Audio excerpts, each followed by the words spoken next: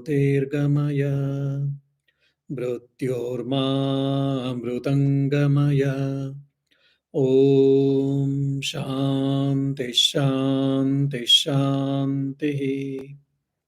O Lord, please lead us from unreal to the reality, ignorance to the knowledge, and from death to immortality. Oh, peace, peace, peace. Dear devotees, few weeks before, we did discuss about the 5 states of the mind according to Patanjali. So, Kshipta, Vikshipta, Moodha, Ekagra, and Nirodha. These are the 5 states of the mind, which every one of us we have got. And the first 3 states of mind, our mind keeps on moving or oscillating, like between Kshipta, distracted mind, Moodha, lethargical mind, and Vikshipta is a partially concentrated mind. So the meditation or the concentration is not possible in these 3 stages we have understood. And what is the uh, problems or the limitations from that mindset also we understood. Then the 4th stage is called Ekagra, concentrated state, and the 5th is Nirodha, that is self-mastery. So yoga is possible only at the 4th and 5th stage. So after discussing this, now how to attain concentration, how to attain self-mastery is an important question, or probably age-old question. Because even in Arjuna also, thousands of years before, he asked the same question to Krishna. And we should understand Arjuna of great caliber. He was called Maharati. Maharati, in one of my lecture, I was saying that he is capable of fighting with 10,000 people at a time. Even such a great person, man of great strength, he said, Vayoriva Sudushkaram. Controlling mind is as difficult as controlling the wind. We cannot control the wind, isn't it? Simply. Maybe advanced tools fine, but with our hand, with a human body, we can't control the wind. It is so difficult. So it is as good as Heraclean task even to control the mind. But Krishna says, Asamshayam Mahabaho, O mighty armed ones, yes, it is no doubt it is difficult, but possible. So it is difficult, we keep on thinking about control of the mind, about practicing concentration or getting concentration or attaining. But if possible, we forget. So whenever our mind thinks, oh, it is too difficult, spiritual life, it is too difficult to practice values, it is too difficult to practice meditation or devotional practices, whenever our mind says things, we should say, yes, but possible. No doubt it is difficult, no doubt, but possible, we have to add. So what is the tool or the technique was given by Krishna? Abhyasena to kaunteya vairagyena cha gruhyate. Kindly understand, abhyasa and vairagya are these 2 tools by which one can attain. Now, abhyasa and vairagya, when it is told, even in Patanjali also, he mentions about it, and Veda Vyasa gives a beautiful commentary on that. While doing that, he mentions a very important point. It is samuchaya. Means either abhyasa, practice, or vairagya, detachment or renunciation, is not been told. Abhyasa and vairagya means both should go hand in hand. Practice and detachment both should go hand in hand. It is very clear. So either practice or detachment, no. Both should go hand in hand. Now, according to Patanjali, though incidentally he mentions different type of techniques, he gives mainly broad classification. He gives 3 techniques. So if the person who are already advanced people, who are quite established in spiritual life or in control of mind, control of emotions or feelings and vrittis, thoughts, for them, abhyasa and vairagya. So for best sadhaka, like for a best student, we say, oh, he's a meritorious student, he studies well, and generally he's always 90 plus, like that. So for such type of uttama sadhakas, for the best spiritual practitioners, for them it is told abhyasa and vairagya, practice and detachment. Then some are in mediocre, madhyama adhikari, they say. Mediocre spiritual practitioners, for them kriya yoga, tapas, austerity, swadhyaya, self study, and ishvara pranidhana, surrendering to the Lord. These are the three techniques has been prescribed to the madhyama adhikari. And for manda adhikari, the person who has started the spiritual life, his mind is turbulent, he is not able to control his mind for longer time, and is the beginner, is just he has started his spiritual life. If he feels, for such people ashtanga yoga has been given. So for uttama adhikari, abhyasa and vairagya; for madhyama adhikari, mediocre spiritual practitioner, it is kriya yoga; and the manda adhikari, or for the beginner, it is ashtanga yoga. Now, all these things I'm telling from the point of Patanjali, because in this present day, in the name of yoga, the yoga gurus have mixed and added so many things. So traditionally, based on Patanjali Yoga Sutras, I'm discussing these points. Now, what is abhyasa and what is vairagya, and what does it achieve? He says, abhyasa vairagyabhyam tat nirodha. To attain nirodha, to attain self mastery, one has to practice or perform abhyasa and vairagya. Okay. Now, what is abhyasa? What is practice? Tatra sthito yatnaha abhyasaha. The Patanjali says, in that condition, one who tries to, one who puts his efforts, one who puts his actions to stay in that condition is what called practice. What does it mean? Means one who is able to concentrate his mind, and one who is able to fix his mind either on the god or on a particular object, or if he is able to have only one single thought or no thoughts, if he is able to sustain in that state, or who is trying to attain that state, that is called abhyasa, practice. Now we all of us, we know practice makes man perfect. Now, for so many years we are practicing. Well, we have attained some perfection, we have attained some progress, but whatever the goal or target we are supposed to achieve, we have not attained. Why? Why? Because according to me, perfect practice makes only man perfect. For 20 years, I learned mathematics in my graduate, from my first standard to graduation, but how much I have earned the knowledge about mathematics. I have got some knowledge, no doubt, but whatever I was expected when I come out from my college after the graduation, whatever the knowledge I was supposed to have in mathematics, I don't have.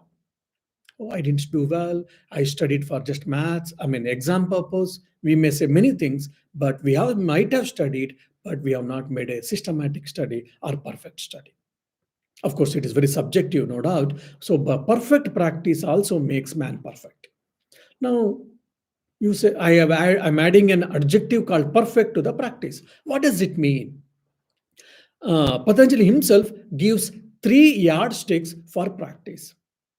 Many of us, we try to practice. For example, one wants to excel in rugby, or in volleyball, or in chess, or in a music, or in a business, or in spiritual life.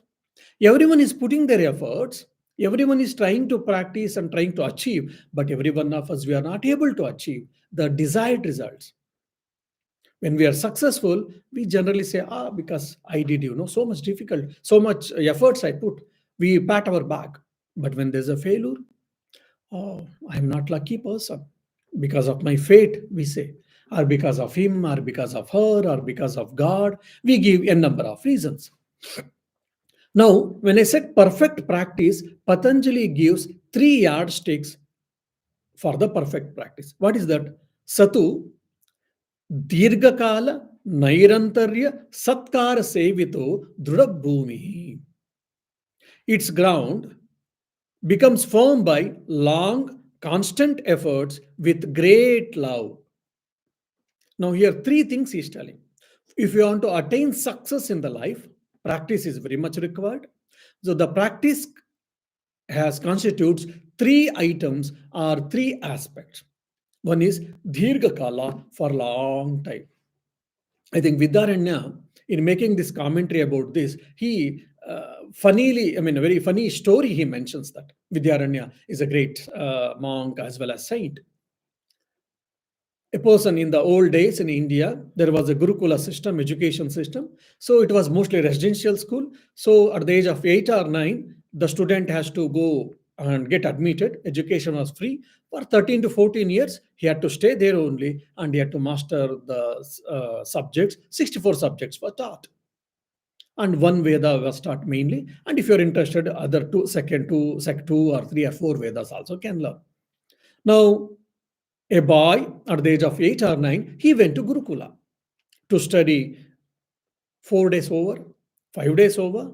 Sixth day, the boy's father was illiterate. He didn't know anything. So he asked neighbor, my son went to Gurukula. Yes, we are aware. Good. 5 days over. Why has he not come back? Then the fellow said, how can you expect your son to come back just in 5 days? He has gone to Gurukula. He has to learn Vedas, Vedangas, and so many things. So how can you expect? The fellow said, no, if my son learns Vedas, 4 Vedas, that is enough. Okay, even 4 Vedas to learn, you need Sanskrit, you need 6 auxiliary systems, and so many other things which helps to learn Veda, understand Veda. So it will take few years at least. This fellow, illiterate fellow says, oh, because I'm illiterate, you think I'm fool? The other person said, what do you mean? You see, 4 Vedas, each Veda, 1 day is enough to study. 4 Vedas, 4 days enough. Fifth day was supposed to come back. How is he not? Of course, his ignorance or illiterate. So, like that, he gives a Vidyaranya gives this example, and he also, says that people think just for 4 days, 5 days, 10 days, they practice meditation and they want to get established in meditation. They think it is not possible. Many times, the devotees or spiritual seekers they come and ask, Swamiji, I'm practicing everyday meditation, but I am unable to control my mind. This is a age-old problem. Fine. I ask, fine, my dear. How much you are practicing? How long? Swamiji, for 1 or 2 years. Okay. How long you are practicing meditation? Daily 15-20 minutes. So daily 15-20 minutes you are practicing meditation for 1 or 2 years and you are expecting to have absolute control over the mind or to have the better control over the mind, which is Heraclean task, not possible. I said it is not possible. Why? Just to finish one graduation, even if you think from 6th year, if you start, you will take how many years? Almost 15 years you take just to finish one graduation. And how can you expect to control the mind and just you spend 10-15 minutes for 1 or 2 or 3 or 5 years and to have a control over the mind? It is not possible. Whereas in school days, generally you at least you spend 6 to 7 hours and afterwards some homework or tuition sometimes. So 7 to 8 or 9 hours you spend every day, and even 6 months or 8 months you spend either in hearing or studying and making homeworks and etc. And just after 13 or 15 years you finish one graduation. Then how can we expect in just spending 10-15 minutes and for 1 or 2 or 5 years, how can we expect control of mind or having a complete concentration? So it is not possible. That's why the Patanjali says it should be Dirgha Kala. The prayatna, the practice should be Dirgha Kala, for long time. Now, for long time, how long that is? To attain concentration, complete concentration, it may take 1 month, it may take 1 year, it may take one life, it may take few more lives. We do not know. So, based on one's capacity, based on one's nature of the mind, based on his restlessness, desires, and so many things, it depends. So, it is a long time. So, any practice, if it has to be successful or perfect practice, what I mean, it should be long term. Now, for example, some of us we think we would like to become cricket people, or would like to. I love cricket. I would like to practice cricket. So when I am got a weekdays off, Saturday or Sunday, and in some summer vacation, I practice cricket because I had a passion. Afterwards, I leave. Because of then or the secondary school certificate time or graduation or exam times and all, I leave. So for a long time, I was supposed to practice. I didn't practice. That's why I couldn't excel in the cricket. It is same thing with everything. And very funny thing is, when I was in Mysore, I had seen few old people. They were pandits.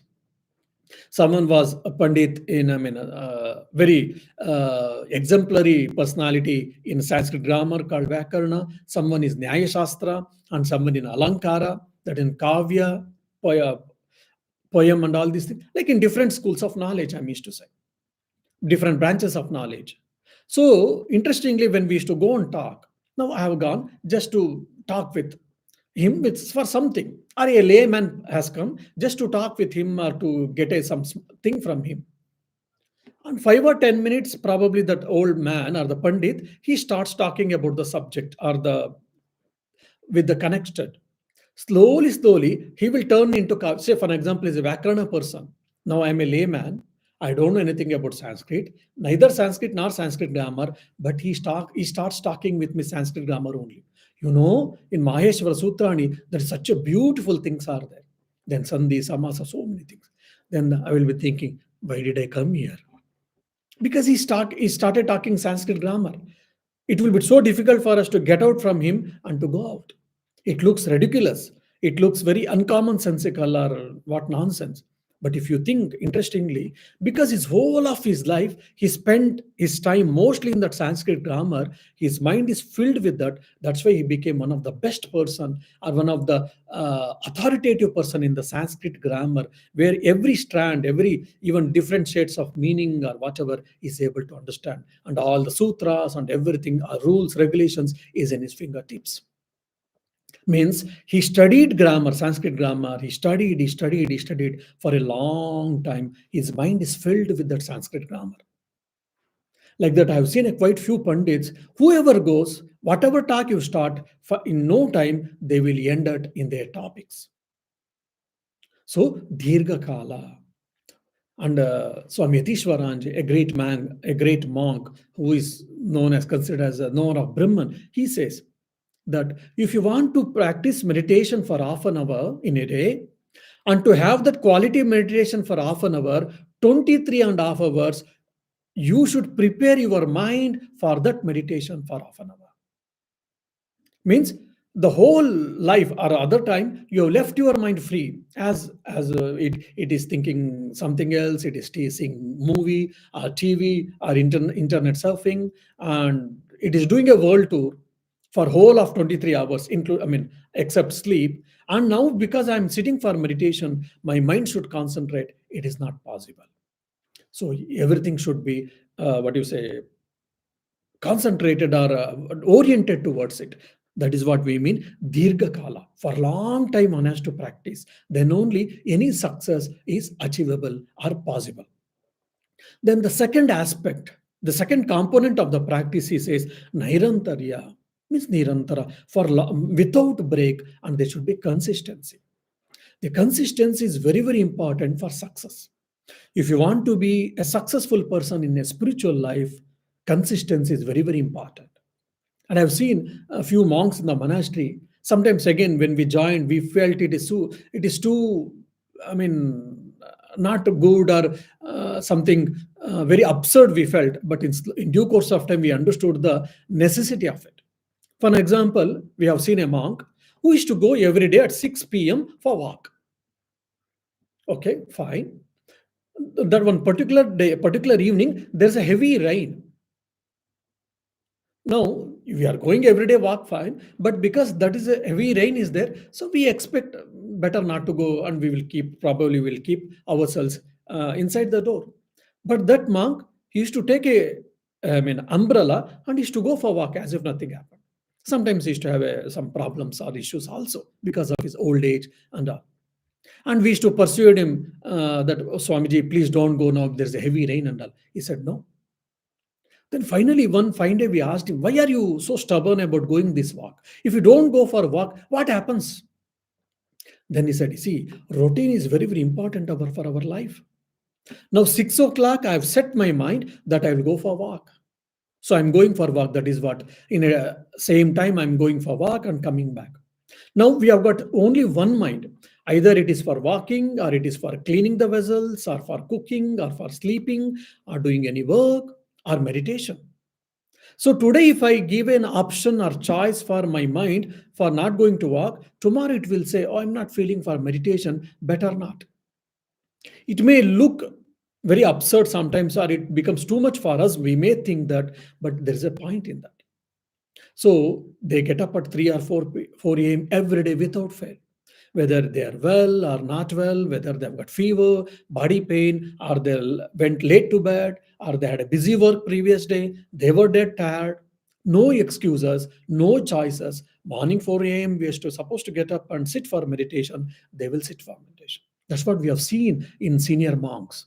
So, because of that consistency in their spiritual life, in their spiritual practices, they had excelled or they had achieved the spiritual progress. So, Nirantara. Even today, even the neuroscience is also accepting that. Now, for an example, every day, now, even if you see in study techniques and all, while people talking, they say that every day we should make some effort to study. For an example, I want to excel in mathematics. Okay, I studied for a few hours for 3 to 4 days. Then in between, I was not interested, or for some reason, I left for 3 4 days. And again, I studied for 3 4 days or 1 week. And again, I left for a few days. So, like that inconsistency, if it is there, I will not be excel in generally in that mathematics. See, every day if I'm studying for 1 or 2 hours, what happens? My mind or brain cells, neurons will be charged with that mathematics. So like arithmetic. The same neurons of the same charges gets connected and it becomes like a rope which makes a permanent, which lives in the permanent memory. So anything which you got systematically every day you are doing it, then your neurons gets charged with that same particles and they get connected. That's where consistency is very, very important.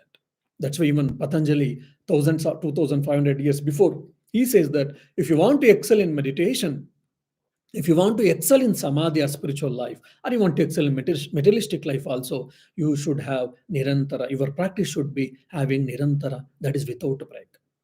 Whatever you want to practice, music, you want to practice sports, you want to practice language skills, or you want to practice meditation, whatever, without break, it should continue as much as possible. Now, two conditions we have learned. One is dirgha kala, for long time. The second is nairantarya, that is persistence or consistency without a break. Sometimes people also make some mistake. Oh, because Swami said every day without fail we should do so. So 5 o'clock, 4 o'clock I get up, I sit for meditation for half an hour or 1 hour. And what we do? We start doing japa or meditation slowly. We doze off. And for half an hour, 1 hour, we slept and we got up and we thought we were meditating. Or someone, oh, because every day without fail we should do the meditation. We sat for 1 hour and we spent 1 hour for meditation, but it became mechanical or it was boring. Just just for because it should be done in such and such a time. So I'm doing it. That's all. So it might become mechanical also. So for that, the third aspect, third component, satkara sevita, yeah, has been given by Patanjali. Means there should be enthusiasm, there should be quality of the practice. Oh, I practiced so many hours of music for so long, but I didn't excel in music. Sometimes there is a quality, there is a lack of quality also. Enthusiasm and quality both can be added in this satkara sevita. I'm practicing meditation for 15 minutes, for half an hour, 40 minutes, 1 hour, or whatever. It should be having that quality. With that zest, with the enthusiasm, with that mindfulness, one should practice meditation. Or music practice, maybe, sports, maybe, study, maybe, whatever the effort you are doing, even for sweeping, hoovering, for an example. Everything has to be done with the zest. Everything should be done with the enthusiasm. So long time, consistency, and with the with the love. Whatever you do, with the love you do. Means you try to. Sometimes you may not be able to like one part of the mind, but other part of the mind. In sometimes it can become mechanical. Never mind, don't bother about it. But in long run, for major portion, consciously we should be alert about it, and with the love and with the zest or enthusiasm, we should try to practice whatever the exercises we are doing, either spiritual exercise or mental exercise. I mean, now, what is about the then vairagya? Vairagya is one is renunciation. We all know that. Here actually, it is called detachment. Detachment what? Detachment from the things which gets diverted ourselves from the path, from the desired path. I would like to meditate. Fine. For the meditation, you need a particular type of mental mindset. Now, watching a movie or unnecessary talking with people, unnecessary chatting, and spending time in a loose talks for a long time, for example, that can make our mind weak. And for such a mind, you will not be able to meditate. Many times we do this mistake. Even the youngsters they also do. Or because I'm studying for a long time, for 2 3 hours, my mind is feeling bored. So let me go and watch a TV for 15 20 minutes. Or let me see, of course, we don't need TV also now, mobile phone. Let me see, maybe Facebook or Instagram or any movie or YouTube or whatever. 10 15 minutes, I start seeing it. 3 hours, I was trying to control my mind.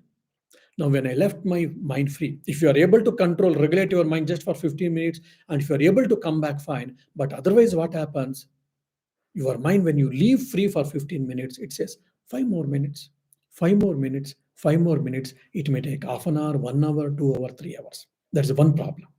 The other problem can be because I am trying to lift my mind to the higher level, and again now I'm coming to lower level by seeing the TV or unnecessary things, which is a natural state for us. Then what happens? Our mind takes a license and it brings our mind very drastically down. With that mindset, I will not be able to go and read. That's the reason you see the people who are really good at my deep studies and the research and the meditative people, they don't talk unnecessarily. Sometimes even the other extreme will be they are not even social also sometimes. I don't mean that you should not be social, but in the name of social, we have to unnecessary talk with people and waste our energy and time. They will be very choosy in talking with people or with a type of talks and all, because they want to maintain that mindset. They want to maintain the quality and of their thoughts and etc., so that they'll be able to study, they'll be able to continue their research, or they'll be able to meditate or whatnot. So one should understand oneself, what thing or what idea or what thought or what habit is bringing me down, which is bringing my mind down. We should understand and desist yourself from that. That is what we mean detachment. So and also one can give an examples. For example, now a river is flowing. River is flowing and it is reaching and it is get merged in the ocean. Now you build a dam. Now, building a dam, where you are building a dam, you are building a wall, whatever, a big wall. That means what? You are obstructing the water, flow of the water. That is called vairagya. Means you are trying to control your mind. You are trying to control your mind so that it will not be distracted. It will not go unnecessarily wasted your energy or whatever. And afterwards, then slowly water gets accumulated. At some point of time, if you don't open the gates, then what happens? The dam may break. That's the reason they make canals, and through channels or canals they flow the water, and for the irrigation, for the farming, for drinking purpose. That is called abhyasa. So controlling the mind is what vairagya, and fixing the mind in the desired object, trying to trying to streamline your mind, streamline your mental energy in the desired path. Maybe practicing meditation, practicing music, study techniques. For example, you want to study, or you want to do any good exercises, or any physical exercise, mental exercise, or any good practices, that should be done. So abhyas and vairagya should go both hand in hand. Then what happens? Our spiritual progress maybe, our control of mind maybe, our quality of your practices, quality of your thoughts and feelings, everything's become better by doing these practices. Now many of you may feel, Swamiji, we know all these things. Some of you may say, fine, well, these three components of the abhyasa we didn't know. Of course, four types of vairagya also has been discussed by Vidyaranya. I will not be going to that. It becomes too technical. Then why we know what to be done, but at the same time, why we are not able to do? What to be done, we most more or less we know, but still we are unable to do. Why? This question may come for all of us. So Patanjali himself in the Yoga Sutras, he gives the list. These are the obstacles for spiritual aspirants. It is for spiritual aspirants also, and for common people also. What is that? He gives 9 obstacles for spiritual practices, especially for yoga. One is Vyadi, disease. Disease can be physical disease, body disease, and mental disease, and emotional or spiritual disease also. Then Sthana means lack of interest or enthusiasm. It is like a mental laziness. Oh, I would like to study, but I'm not interested. Lethargy, mental lethargy. I know I was supposed to study because exams are fast approaching, but still I'm not in a mood. Okay, maybe tomorrow I will do. Tomorrow I will do, which is a procrastination. We are good at procrastination, procrastinating things. A mental laziness, mental lethargy. This is one of the greatest obstacle for all of us, either in the mundane life or in the spiritual life. Then the third is samshaya, doubt. Yeah, that day I heard that Swami's talk. He says about things, what to do and what not to, how to believe in him, or what is guarantee that they are all true, whatever he said. Or I heard from Swami Vivekananda's teachings, I heard from yes, XYZ, but I doubt it. We should examine, no doubt, but we doubt unnecessarily for no reason. It is also sometimes taking a back step or taking excuses. So, because of this doubt or indecisive nature, I would like to get up at 5 a.m. I have decided, yeah, I would like to get up at 5 a.m. It is good, but should I get up or not? I would like to do hard work. Should I do it or not? Sometimes there are few peoples we know that they're good at this. Postponing one thing is that, and second thing, they never take decisions in their life. They never take decisions. Always, they always keep things hanging, keep things in hanging. So the indecisiveness or doubt is called samshaya. This is also very, very important. I mean, important thing. We should be very decisive in our approach, in our thoughts, in our feelings, and etc. And if things comes to know that we are whatever we had taken decisions is not right, we should be flexible also to to correct ourselves or to change. Then the fourth is what pramada. Pramada means carelessness, negligence. Sanat Kumara says pramado vai mrityu. This negligence brings death. He says. Many times we are negligent, that's why we are not able to control our mind.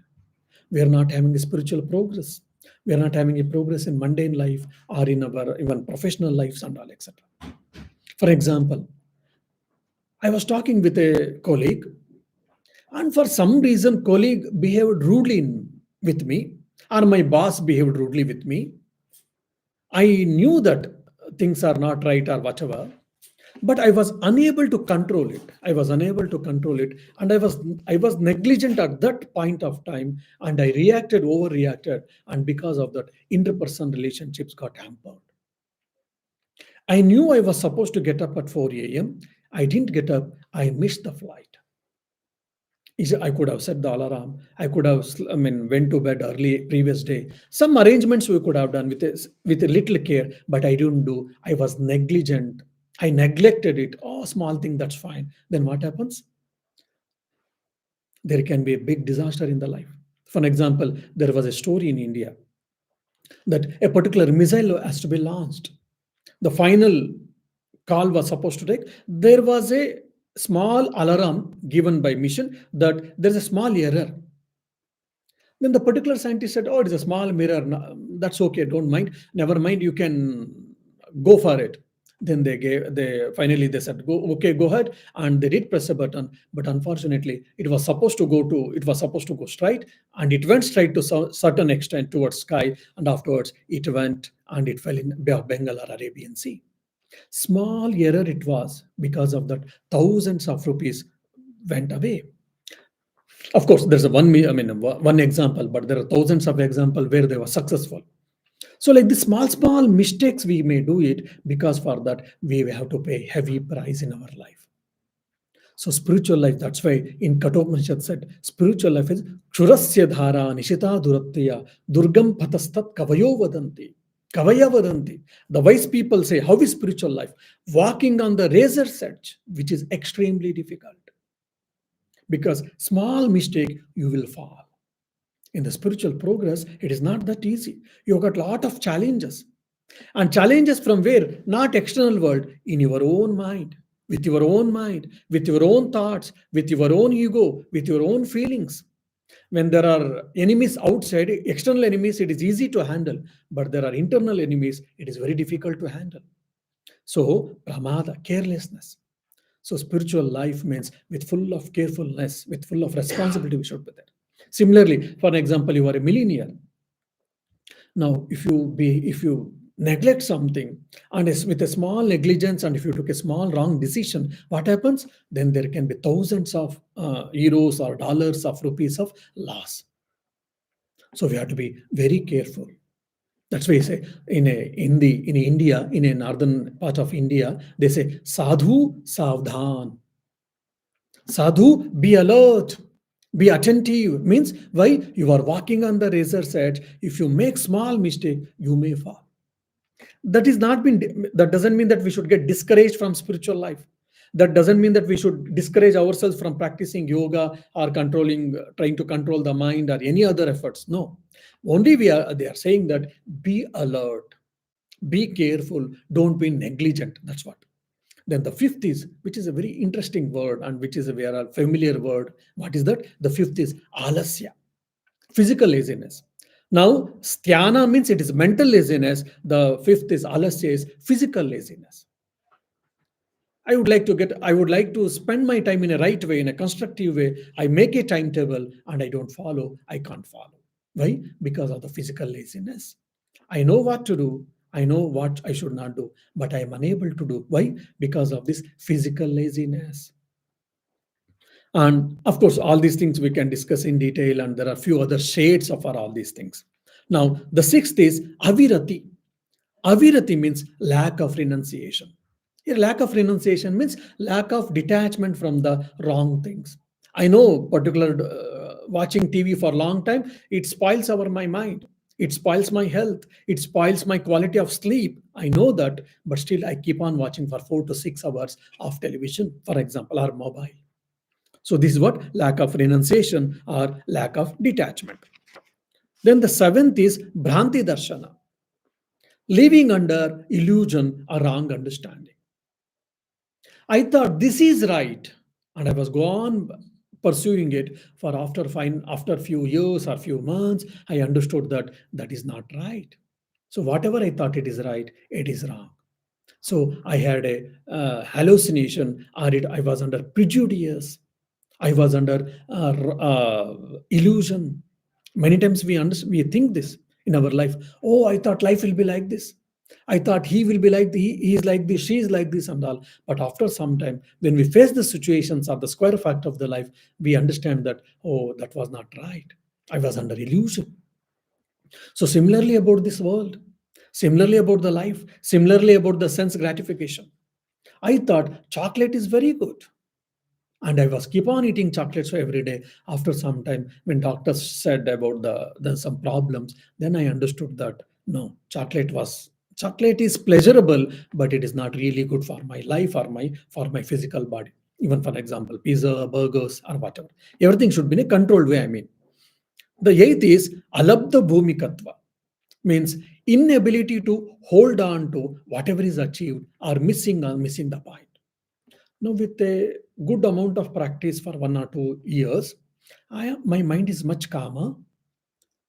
My mind is much better. The quality of my mind and thoughts are much better. And easily I'm able to sit for half an hour meditation. Mind is not concentrated all the time, no doubt. But at least I'm able to sit, and consciously I'm able to try to concentrate my mind, and I'm able to enjoy, I'm able to practice meditation, and I'm happy.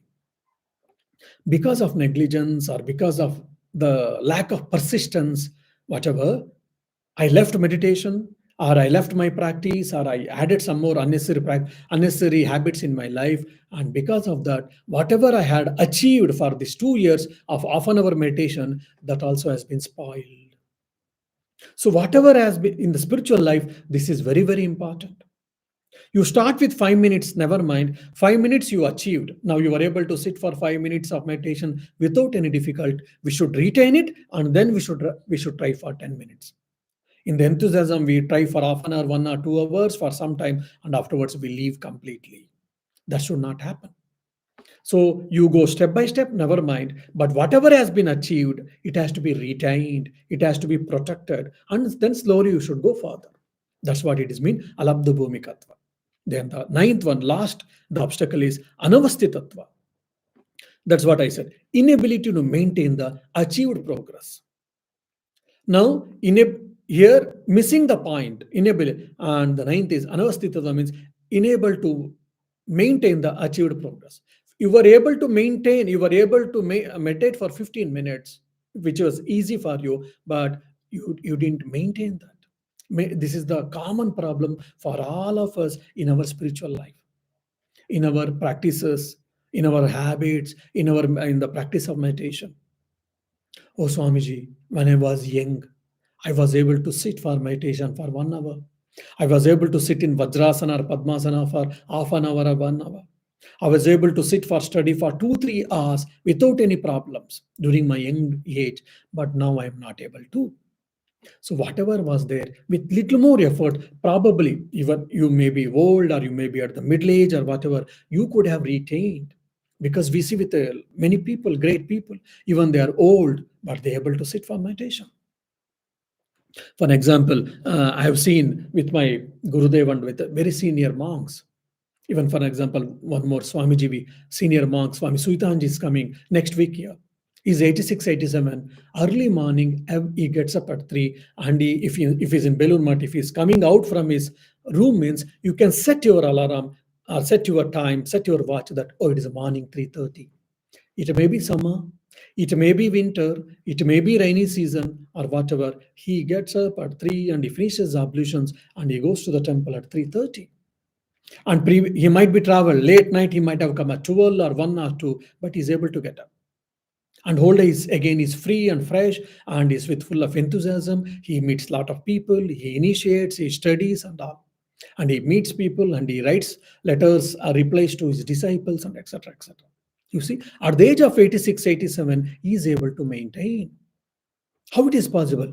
From his young age, he practiced it, and at the same time, he was able to maintain it. Now, he was the general secretary of the Ramakrishna Merchant Mission. One company means like 300, 200 plus centers he was managing, all the affairs and meeting so many people. Now he's a vice president. If today is in Karnataka, after 2 days he will be in Andhra. After 3 days he will be in Madhya Pradesh. After 4 days he will be in Northeast. Then he will be in South. Like that, there will be continuous travel even. Sometimes even outside country they come. There's a jet lag. There is a change in food. There is a change in weather. There is a change in so many things. We all say, oh, there's a jet lag. Let me get up late. Let me go. I need more rest. So many things we keep on saying it. Never mind. But in their cases, they don't give any excuses for their meditation, for their practices. Either they're in Belur Math, or they're in Karnataka, or they're in Ireland, or they're in America. They maintain their routine. Means they are able to maintain their achievement. So that's what again here Nairantarya, consistency is very, very important. If there is no consistency, there is no possible for us to excel in our yoga, in pursue or progress in our yoga or progress in our spiritual life. So this is from Abhyas and Vairagya point of view. And for Mandadhikaris, it is Tapas, Swadhyaya and Ishvara Pranidhana. For Mandadhikaris, it is Ashtanga Yoga. Let me try to discuss in the next week. Next week we don't have because Swami Suitanji's program is there. Maybe after 2 weeks, we will try to discuss other 2 mental exercises which has been given, or spiritual disciplines which is given by Patanjali Maharshi. Om Shanti Shanti Shanti Harihi Om Tat Sat Shri Ramakrishna Arpanamastu.